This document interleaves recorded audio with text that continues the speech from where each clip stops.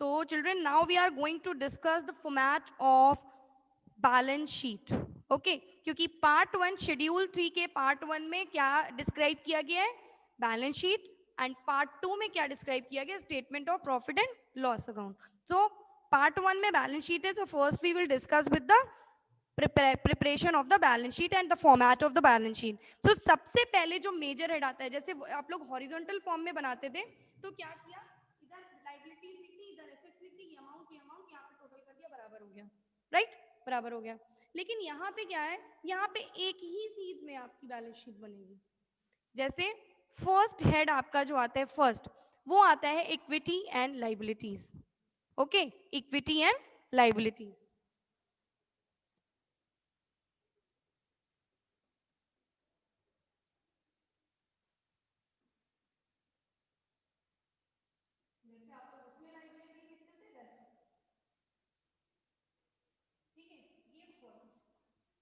Okay equity and liabilities अब इसके equity and liabilities के अंदर फर्स्ट आता है आपका शेयर होल्डर्स फंड ठीक है शेयर होल्डर्स फंड तो यहां लिखेंगे share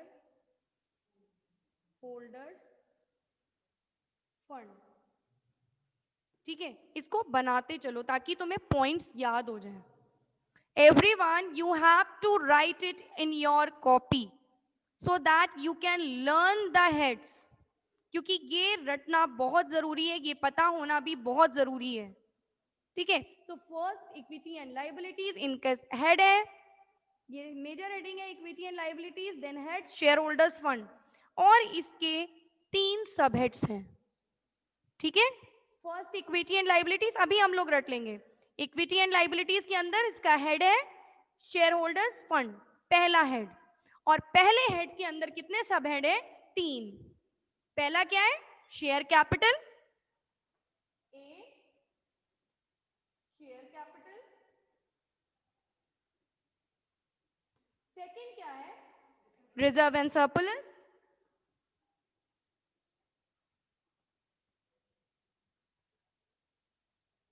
and third is money received against share warrants that is not in your syllabus the accounting will not be required for this okay so see money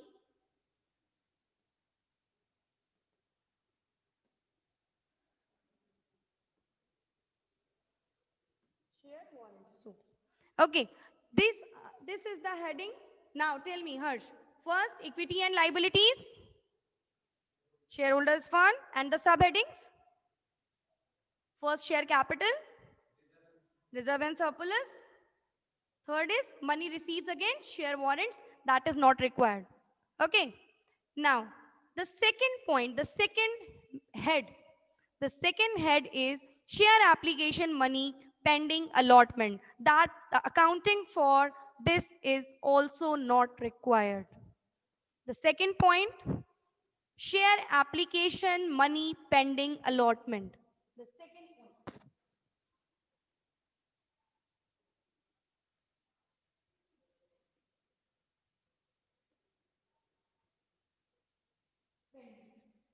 this the accounting for this head is also not required now the third head is non current liabilities okay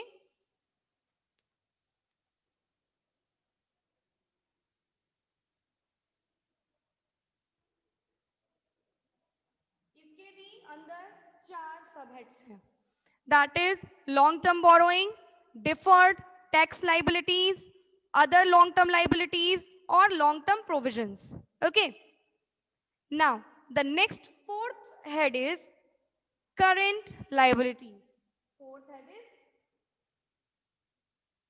current liability और इसके भी four सब heads हैं ठीक है तो ये आपका हो गया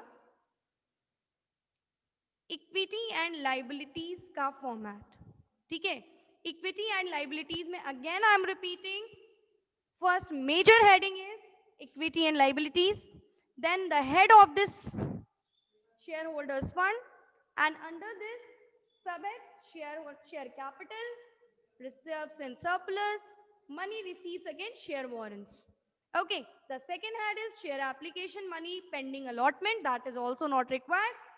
Third, non-current liabilities. Four subheads are there. Fourth, current liabilities. Four subheads are there. Okay, याद हो गया ये? No problem. Now, if we talk about share capital और रिजर्व एंड सरप्लस, उसको लिखेंगे कैसे? अब इसको फॉर्मेट को भी समझ लेते हैं. यहाँ पे हम करंट ईयर्स की अमाउंट लिखते हैं और यहाँ पे हम प्रीवियस ईयर की अमाउंट लिखते हैं. ठीक है, इसका रीजन क्या है? इससे हमें कंपैरिजन करने में इजी होता है कि पिछले साल की अपेक्षा हमारा इस साल परफॉर्मेंस ज्यादा अच्छा रहा या नहीं. ठीक है, तो अब नोट्स नंबर, जो भी नोट्स टू अकाउंट में हम बनाएंगे उसका सीरियल नंबर, जैसे हमने सबसे पहले जब यहाँ पे शेयर कैपिटल हमें दिखाना है तो नोट्स टू अकाउंट में सबसे पहले डिटेल्स किसकी रहेगी? शेयर कैपिटल की रहेगी. तो शेयर कैपिटल के आगे हम क्या लिख देंगे जब अमाउंट यहाँ फिल करेंगे? Note number 1. उसके बाद हम किसकी डिटेल्स लिखेंगे? रिजर्व एंड सरप्लस की. रिजर्व एंड सरप्लस की जब डिटेल्स लिखेंगे तो वहां पे क्या आ जाएगा? Note number 2. आई बात समझ में? तो यहाँ पे नोट नंबर पढ़ते हैं और यहाँ पे अमाउंट्स पढ़ते हैं. Is it clear? No problem at all. Now the next one is assets. The next is क्या होगा? अब यहाँ पे कोई साइड चेंज नहीं होना है. यहाँ पे जो खत्म होगा वहां हम टोटल करेंगे, यहाँ पे टोटल हो जाएगा. ठीक है, यहाँ पे टोटल हो जाएगा लाइक दिस. यहाँ पे टोटल हो जाएगा और इसके बाद से ही हमारा एसेट्स शुरू होगा. ठीक है, यहीं से एसेट्स शुरू हो जाएगा. ठीक, तो सेकंड मेजर हेड हमारा पड़ेगा एसेट्स. रब कर दो इसे. हर्ष लिख लिया?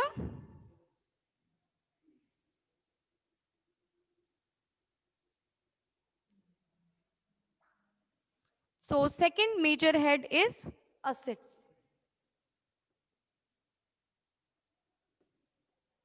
अब assets के अंदर हमारा जो head आता है फर्स्ट, वो आता है नॉन करेंट assets और सेकंड आता है current assets. Non current assets में भी हमारे फिक्स्ड assets आते हैं, नॉन करेंट इन्वेस्टमेंट आते हैं, डिफर्ड टैक्स assets आते हैं, लॉन्ग टर्म लोन्स आते हैं और अदर जो होते हैं, जो इन सब किसी में नहीं आते वो अदर्स में आ जाते हैं. तो फर्स्ट हेड है हमारा नॉन करेंट assets.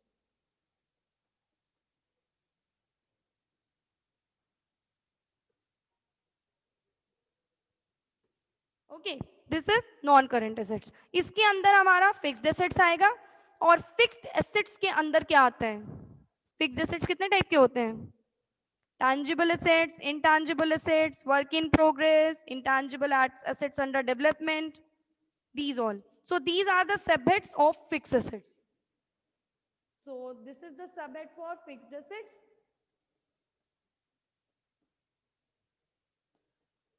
और उसके अंदर हमारे जो भी सबहेड्स होंगे वो आ जाएंगे. ठीक है, नेक्स्ट हमारा क्या आता है? Non current investment, deferred tax assets, वो हमारा सेकेंड बी हो जाएगा. नॉन करेंट तो हमारा ये हेड रहेगा ही. ठीक है, इसमें जो सबहेड्स आ रहे हैं वो फिक्स्ड एसेट्स आ रहे हैं, फिक्स्ड एसेट्स आ रहे हैं सबहेड्स में, फिक्स्ड एसेट्स आ रहे हैं, non current investment, deferred tax assets and other non-current assets. Now the second head is current assets. The second head is current assets. Okay, current assets में current investment, inventories, trade receivable, cash in hand, cash at bank, short term loans and advances. जिसको हम अभी आगे आपको details में इसको explain करेंगे. And other current assets. So these are the subheads for the